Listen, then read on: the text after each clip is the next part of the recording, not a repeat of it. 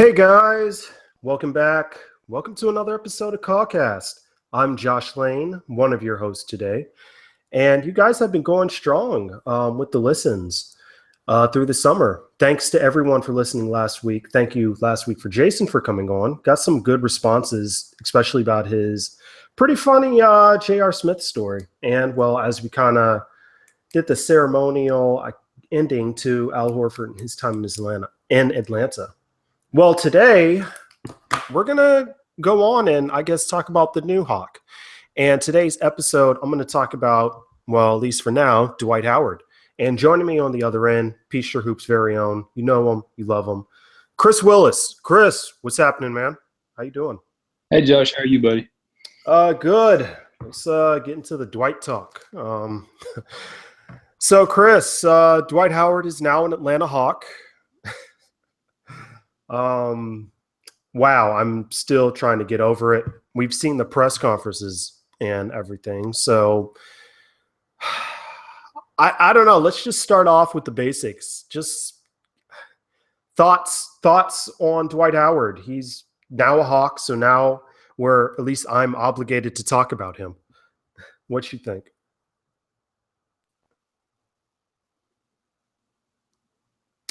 Hey, Chris, can you hear me? I can now, man. It froze. I don't know what happened. Oh, You were okay. right in there. So let's just start from the top of that. All right. Sorry Let me about just. that. Oh no, it's fine. I got a stopwatch going on. Let me know, so this will help me. All right, All right. let me go ahead and ask you again. So, Chris, Dwight Howard, he's in Atlanta. Man, where do we even start with this? What do you think about Dwight joining the Hawks? Oh well, there's a lot of things. There's a lot of different ways to look at it. I'll admit, I wasn't terribly. I was one of the people that wasn't terribly excited about it to begin with. But it's a reality. It's here. You start to explore it. You start to look at it a little more. There's a lot of areas. I mean, he's still a really good player. I mean, that's the thing. The misconception is, I don't dislike Dwight Howard, the player. In fact, I've found myself defending him a few seasons. I've got a few questions as to whether he really fits in with this Hawks team. But from a standpoint of getting the fans excited, the fan base excited, it's a big name. It's probably the biggest free agent signing here since Joe Johnson. And, so, I mean, from that standpoint, I think it's a success. I think Mike Budenholzer's going to have work cut out for him a little bit. As far as the way he fits with the team, this Hawks team is going to look a little bit different than what it has in the past. And, I mean, I think it remains to be seen if that's a good thing or not. Yeah, you say biggest free agent signing. I was actually joking about this with Brad right before free agency started, and it's kind of a reality. So prior to Dwight, who do you think, I don't think I asked you this, but who do you think is probably the biggest free agent signing we've had as a team? I mean, Atlanta. I think it's easy. I mean, I think it's Joe Johnson. I mean, and I think that was, he wanted to be here. You can debate that about what happened. I mean, the Hawks ended up sending 2 draft picks and Boris Diaw for him. That ended up being a higher price than a lot of people thought. Then you end up giving Joe a humongous contract extension, a free agent contract. But I mean, that was the ushering in of the new Hawks, so to speak. That was the first piece that came together. I mean, they had to get that guy, and I mean, he was a go-to guy, and he was, and it's a shame that a lot of his legacy's been tarnished. But I mean, just sitting here off the top of my head, I think it's easily. I think this is the biggest free agent signing easily since Joe Johnson. Well, in terms of name, you might forget former Atlanta Hawk great Tracy McGrady. That was my answer, but just goofing around, man. So Dwight is a Hawk. Man, I'm with you kind of with the fit. one of the things I suddenly thought about when the signing happened was, wow, all of a sudden I care about the hack-a-shack or hacka rule changing. So Adam Silver, I believe he took steps to change the rule. Do you know any more about the rule change, Chris, at all off the top of your head? Well, I've read over it. I don't have it in front of me, but I think it was prohibited. The hack-a-shack tactic was prohibited in the last 2 minutes of the fourth quarter. I believe that is now the case in all quarters. So inside the last 2 minutes of any quarter in the game, you cannot do this hack-a-shack. It'll be a one shot and the ball, I believe, is the penalty for that. So I think it's a little better, but I don't think it eliminates the strategy that much. You look at Howard. I mean, the free throw shooting is one of the things, but he does bring a lot of good with it. But it is a problem. I mean, it will be a problem. It will be something that you will have to contend with because other teams are going to try to take advantage of that. But I think it'll be interesting to see how the league approaches hack-a-shack as a whole. I'm of the opinion that I don't want them to do away with it because I don't want to see bad free throw shooters rewarded.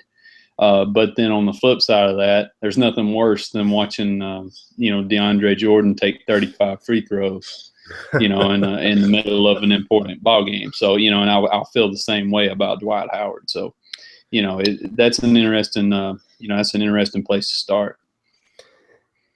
Hawks games might suddenly be longer than they used to be. That's another thought. Oh yeah. I feel as fans, we can't really say anything about that because we watched Budenholzer kind of deploy this tactic against, who did he use? Drummond, Tristan Thompson. Oh, go ahead. Absolutely. And I agree with you. I mean, that's one of my things, that's one of my reasons I don't want to see the rule go away because I think it is, you may not like the strategy, but, we've seen a couple of games against the Pistons where Andre Drummond had to Stan Van Gundy had to take him off the floor, and the Hawks won those games. So, I just don't like, hey, you can't make them, let's fix a rule where the guy gets to stay on the floor. Well, if you're going to do that, why fix it where they don't foul out either? I don't like, I just don't like that, protecting a guy that, can get better at something. So, it's just personal opinion. I'm sure there's a counterpoint to that, but that's just my opinion. I kind of agree with the sense it's a strategy, and I like to award people for strategy. And obviously that's what it is. Someone kind of saw the flaw in, well, if you're having a big guy in the core that is killing us in rebounds but can't shoot free throws and you need to take them off, go ahead. And like you said about the Hawks winning a couple games against Detroit, Drummond killed us on the boards, and that was a way to get him out of the game, and that helped our favorite team, win. So it's going to be interesting to see. Do you think there's a chance Dwight Howard can improve on his shooting ability, like in Atlanta, like we have seen with previous players that have played here? Oh, absolutely. I think he can get better. I mean, we've seen the clips this summer. He's got a new shooting coach. His stroke looks good on what the videos they've been posting. It looks much improved. I think the Hawks have a great player development situation. You know that as well as I do. I mean, we've talked about it at length. That's not just for young players. I mean, you take a guy like Paul Millsap, look at how he's expanded his game. Even Al Horford was another one. I mean, he added 3-point shot. These guys are good, but I mean, I think, I don't have Dwight's numbers right in front of me, but I mean, he shot 48% from the free throw line last year. He's not suddenly going to be a 75% shooter. I mean, yes, he can improve 55%. That's a huge jump. If he shoots 55% from the line this year, the Hawks have to feel really good about that, judging by where he's been. the last couple of years. But, I think if you think he's suddenly going to be a guy that you don't want to foul at the end of ball games, I think you're going to be disappointed. But, no doubt, I believe he can get better. All right. So for kind of like this next kind of segment with talking with Dwight, I kind of want to go over kind of like a good and kind of bad with positive and negative with him joining. What do you want to go over first? Do you want to end on some good news, and we'll just talk about some of the things I have questions about, or do you have questions? Yeah, I mean, we can do that. I mean, it's your show, man. I'm just following along. It's my show, but you put me on the site, Chris. This is I have to ask you. No, okay. I'm good. Okay, so one question I have with Dwight Howard, something that, well, let me ask, do you think the Hawks will now be kind of a slower team?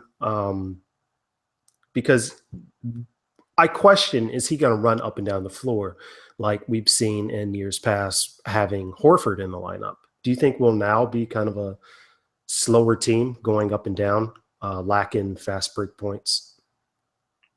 That's a good question. I mean, you can see the flip side of that. If they grab more defensive rebounds and you're getting outlet passes, you've got guys like Dennis Schroeder who's going to push the basketball. I don't think the pace will be that much different. I think really, if anything, Dwight probably helps that, because one of the biggest strengths to you adding a Dwight Howard is you're going to improve on rebounding. And I mean, every Hawk fan knows, believe me, according to my Twitter mentions, that the Hawks have struggled rebounding the basketball. I think it's kind of a little bit overblown. I don't think suddenly being a top half of a rebounding team in the league is going to suddenly lead to 10 more wins. But at the same time, it is a problem. You've been really good defensively, and you got to get those rebounds. And those rebounds, you have to run. You have to get the rebound. I think Dwight's going to help with that. It'll be interesting to see how they incorporate him in the offense, though. I don't think, we won't know until they actually hit the floor. But just judging by the way Mike Budenholzer is like to play, he likes to play fast. And I don't see this team walking it up with a guy like Dennis, at the point guard. Yeah, Dennis's strength, definitely his speed, one of his strengths. Okay, so, I don't know. So I wonder, kind of in the past, because Dwight is pretty big in himself. It's just I question the tempo or the speed, just because there have been many times I've seen games with Dwight, and it's just like, he grabs the rebound, slow walk up the floor, because he's taking his time to get back. Do you think we could see kind of a I don't want to say minute restriction, but I probably answered my own question there, but what do you think on kind of Dwight's minutes? Do you expect them to be kind of like lowered because of injury and everything else that Budenholzer has done in the past? Yeah, I mean, I'm trying to pull it up right here, but I think he was right at about 29, 30 minutes last year. I don't think that's going to go up. I don't think it should go up. I mean, for a lot of reasons. Number one, he's not getting any younger, and the Hawks just made a huge investment in this guy. You're not just worried about him for this year; you're worried about him for 2 years down the road too. You need him to be strong in the postseason. So yeah, I mean, it's a center. It's going to take a ton of punishment. Going to be battling in the trenches. He's had back injuries in the past, even though he says it's not an issue anymore. He's had knee issues. They're not going to suddenly come out and play this guy 38 minutes. I mean, you saw Al Horford and Paul Millsap's minutes. They've never been as high as a lot of people wanted them to be. So I don't think the Hawks are going to suddenly change course and play Dwight 40 plus minutes, 38 minutes a night. because I think there'll be some harsh consequences with that. But I think he can be really effective. In the time with that situation, picking and choosing the spots. Of course, a lot of it depends too on what the Hawks have behind him. Tiago Splitter, they need him to be healthy. If he is, then I think it could be a nice, it could be a good situation. It wouldn't be as hard to restrict Dwight's minutes some. It's going to be odd watching this team that used to, because of scouting reports, the Hawks were a small team kind of in the post, what they say. So it's going to be interesting seeing that kind of like totally flip narratively and possibly on the court. So I don't know, just another thing to look at. So I think that's kind of it with the, I guess, negative questions I'd ask. Let me go into just pure optimism and positives. How do you think Dwight and Paul Millsap will fit together? I think that's an interesting combo because of Millsap's ability to take other power forwards fours off the dribble, and he's able to, do this from the 3-point line going in. And I think that's going to be an interesting situation with what we will see with this. But how do you think those two will fit together? I think they can fit really well, and I think that's a testament to the versatility that Paul's shown as a player since he got to Atlanta. He showed this inside-outside game.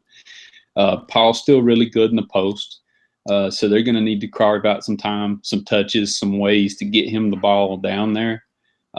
He was the Hawks' most effective post scorer last year, heavily involved in the pick and roll. I think I looked this up yesterday. I believe he had 258 pick and roll opportunities, and that includes rolling to the basket and pick and pops. Al Horford, I think, had over 300.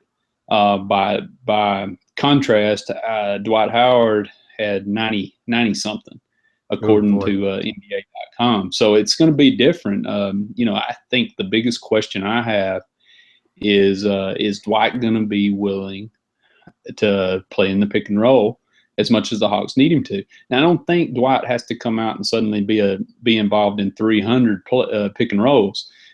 Paul Millsap can be the primary pick and roll guy. But the way from what we've seen with the Hawks, they're not this team that dribbles the ball up the floor and dumps the thing in the post. The way a lot of people they like to keep the lane clear. They like to keep the movement going. I think there's a lot of things there, and I think Paul Millsap's he's a perfect fit from that regard. I thought Al Horford would have fit really well next to Howard as well. I think defensively they're a good match as well. But that's going to be the thing, is just to see how Budenholzer changes his offense up. We'll see more of that San Antonio look probably that they had with Tim Duncan, with Dwight being in that. But even then, Duncan had a bit of a jump shot, and I don't think that's what the Hawks are going to be looking for Dwight Howard to be taking 15-foot jump shots. So, you're going to have to incorporate some post touches, get him involved in the pick and roll, and then figure out how to utilize Millsap, alongside him. Boy. Yeah, the Horford Howard combo would have been interesting to imagine and to think, at least defensively. One thing I did question about that, and you could tell me if I'm completely wrong or crazy thinking this.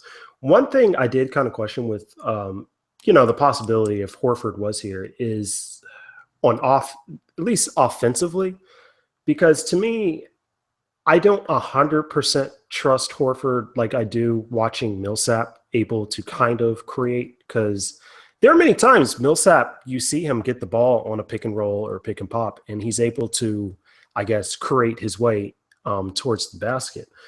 I kind of question how the offense would look without Millsap, and you'd have Horford in that place. I don't know. I don't know. I'm weird for thinking this. No, I think you're definitely. I think that's the case. I think you're seeing that a lot. I don't think you have to change up as much though, because your still primary pick and roll could have been Al Horford Yeah. and Dennis Schroeder. I think you would have seen the pick and pop a lot more. But again, I mean, we don't have Al Horford, so I think Millsap's fine. I agree with you. I think we've seen Millsap late in the shot clock. He's got the ability to put the ball in the basket, make something happen. So, I think that's a plus. It's an interesting duo, but I think that's a credit to the versatility in his game. I think he fits well alongside a lot of different kinds of players. Yeah. And my completely optimistic side right now, thinking about this, I don't think Dwight has played with a guy at the four as skilled on both ends of the floor as Paul Millsap, like maybe ever. Pau Gasol is probably the best like offensive option he's played with, but I don't know. It's going to be an interesting front court to watch this year. That's kind of where my optimism is right now. But you mentioned earlier about Dwight possibly not wanting to kind of run the pick and roll.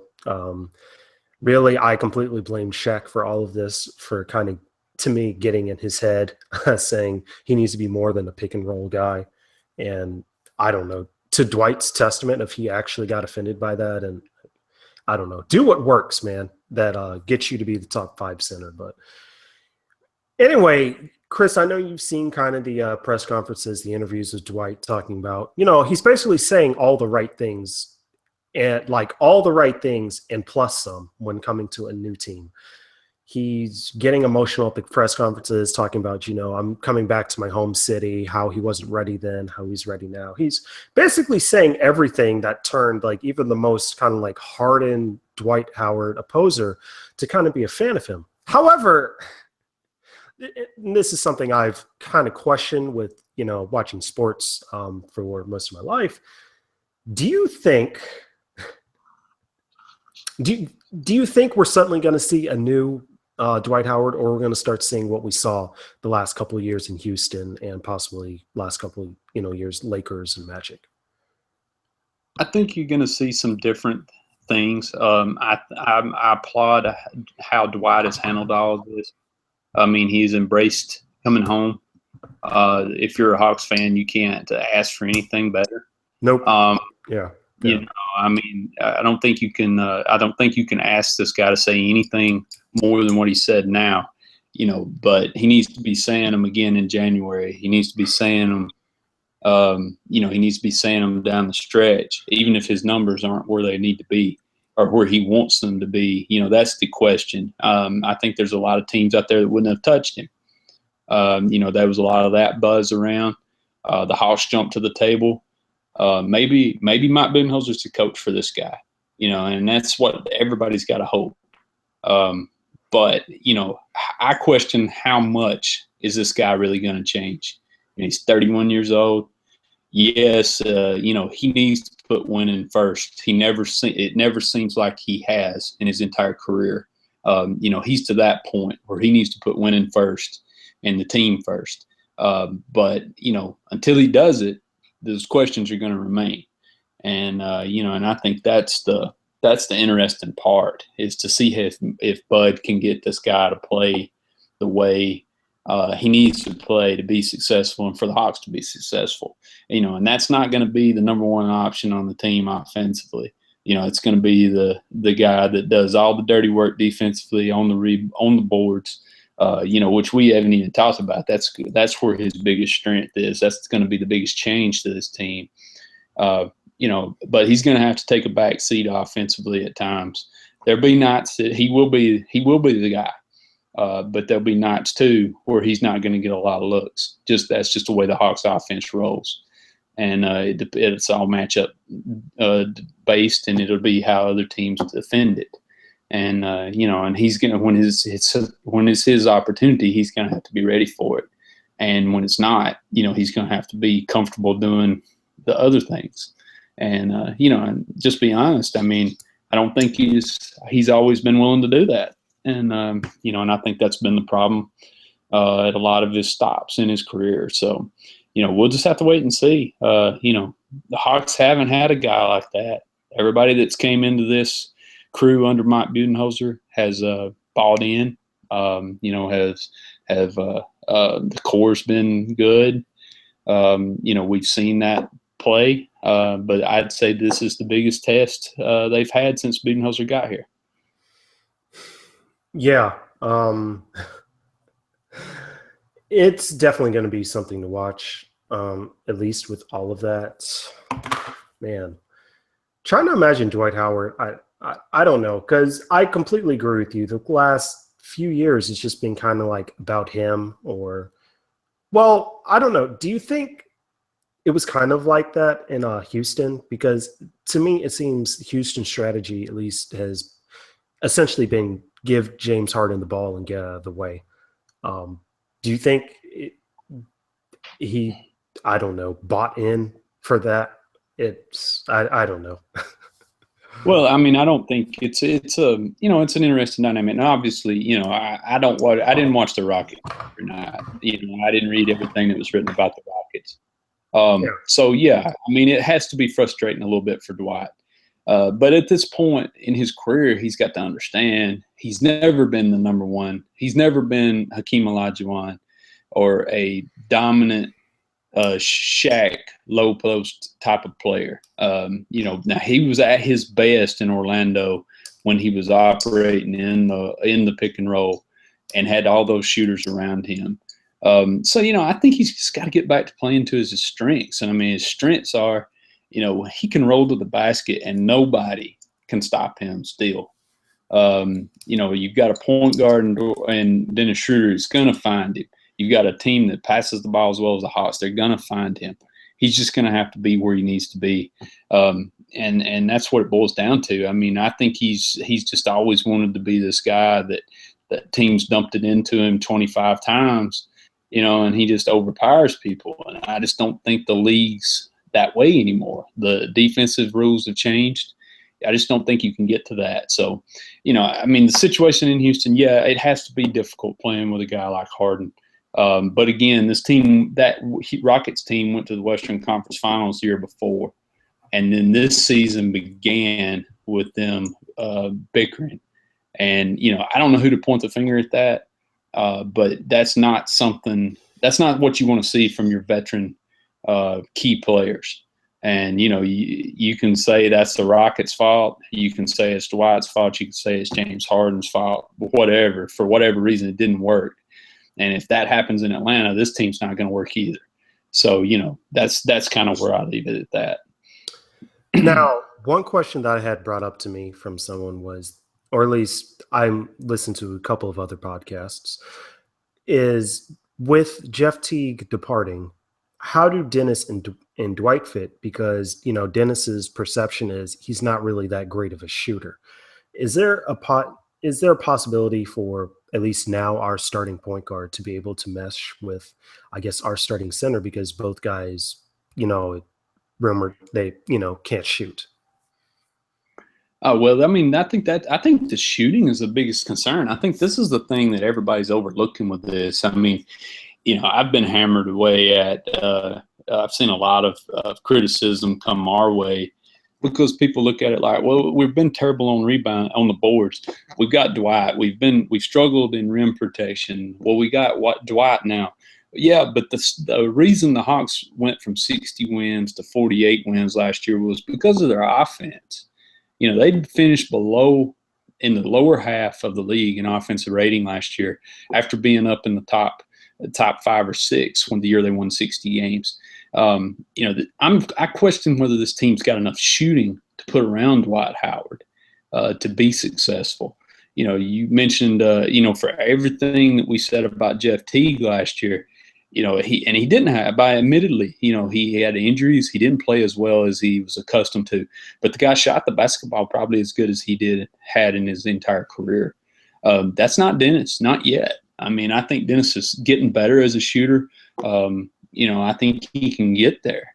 But, there's going to be a drop-off there. I expect a better year out of Kyle Korver. I think Korver becomes even more important with Dwight Howard on the floor. I think you need a guy like Tim Hardaway Jr. to step up and really improve his shot. But that's my question. Do the Hawks have enough shooting to go around them? Because Dwight gives you a boost on the boards. Defensively, the Hawks were second defensive rating last year. Yeah. I don't think you're any better. I don't think you're any worse. I mean, it remains to be seen. It's going to be different. One of their biggest strengths was Al Horford, Paul Millsap. They could just eliminate opposing pick and rolls because they could switch out onto the ball handlers and stuff. You're not going to see that as much anymore. Teams are going to try their best to put Dwight in those situations, and he's not that way. So the Hawks are going to have to adjust and defend it a different way.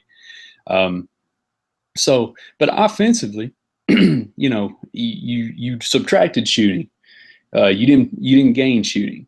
And really none of the moves that they made this offseason, they really add a lot of shooting. So that's the biggest question mark I have. Not the pick and roll stuff, not everything else. It's, did you do enough to put enough pieces in place around Dwight to be successful? And I just think there's a lot of question marks right now. It's going to be really interesting. Again, as the once preseason gets here, and then you roll into those early days of the regular season to see how everything meshes and to see how they try to combat some of these tactics that I'm sure is going to get used against. We're now watching a team where Kent Bazemore, Mike Scott are among the top shooters on our team. Boy, you brought me down there, Chris, having me think of that right now. And I'm telling you, and maybe I'm overlooking it. That's the thing. Maybe Dwight's presence inside suddenly makes everybody a better shooter. Maybe it does, and I'll happily be wrong about this, but, that's the biggest thing. And I think that's the biggest misconception. You ask somebody why the Hawks struggled last year and they immediately go to the rebounding. They'll talk about that they weren't good defensively, which is preposterous. They were the second best defensive rating team in the league behind the Spurs. Granted, a lot of those possessions ended in an offensive rebound, and that went into the thing. Dwight's going to help with that. That part. But offensively, there was times where this team just went 5-6 minute stretches without being able to score last year. And I'm not real sure they've done anything to help that, right now. It's been magical. But we're going to see a different offensive product on the floor next year, and we're just going to have to see how it works. That's the truth. Not being able to switch out on the perimeter with our bigs, that was one big thing I remember that helped us get by Boston in the first round. And seems like we won't be able to do that as much this year, especially with covering Isaiah Thomas. So real quick, two questions left. And I want to get your sudden instant thought. So I guess you would say these are like my hot take questions. I don't know. So, Chris, do you think the Hawks are suddenly going to start getting called for illegal screens with Dwight Howard on the team? I hadn't even thought about that. Man, that seems like we got to shoot. Yeah, I would not be shocked one bit if we did. This really depends on how often they get him involved in the in the pick and roll. It's amazing how some guys just seem to be magnet for those calls. But you run the pick and roll as much as Atlanta did the last few years, you can see quite a few moving screen calls. Okay, two real quick. Why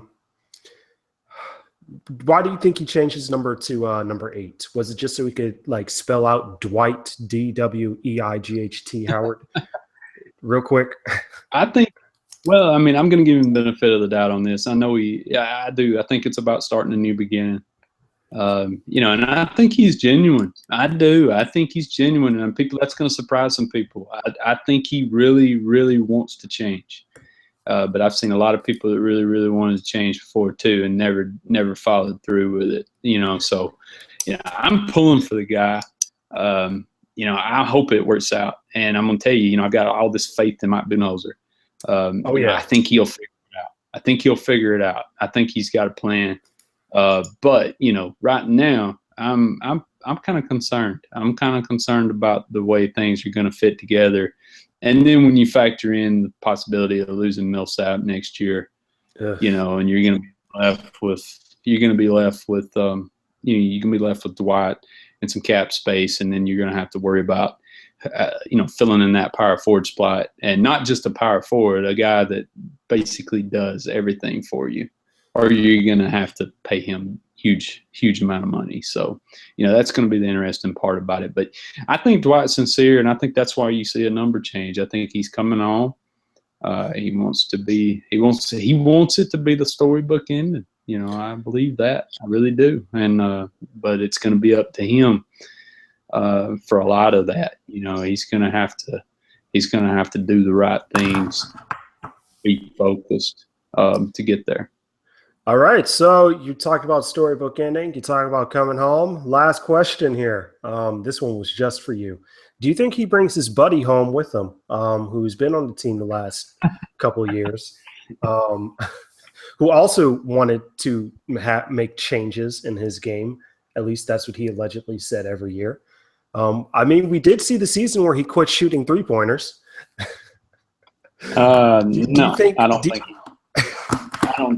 I think that ship sailed. No, I don't think he'll be coming back anytime soon. So we'll go from there. Okay. All right. That was quick. All right. So last thoughts on Dwight. Best coach. I think he's with the best coach he's had in a while. Best power forward he's going to be playing with in a while. Dennis might be up there for possibly best point guard he's had for a while. I don't count Steve Nash because I don't remember watching him play in a single game. That's my last thought. Chris, last thoughts on Dwight Howard. Outstanding rebounder. The Hawks went in this offseason, knew they had to get better on the boards. They did that. Dwight single-handedly does that. Defensively, lateral move. I don't think they're that much worse defensively. I don't think they're that much better. Offensively, lots of question marks, but we'll just have to wait and see. But it is good to see this many people excited and talking about the Atlanta Hawks, and that doesn't happen if Dwight Howard's not in Atlanta. So true. Well, Chris, thank you for joining me. Thank you for coming in and talking to Dwight Howard yet. Haven't had the opportunity, and I knew that you would be the guy I would have to get for this. So thank you. I appreciate it, Josh. I always appreciate you doing this, and happy to join anytime you need me. All right. Thank you.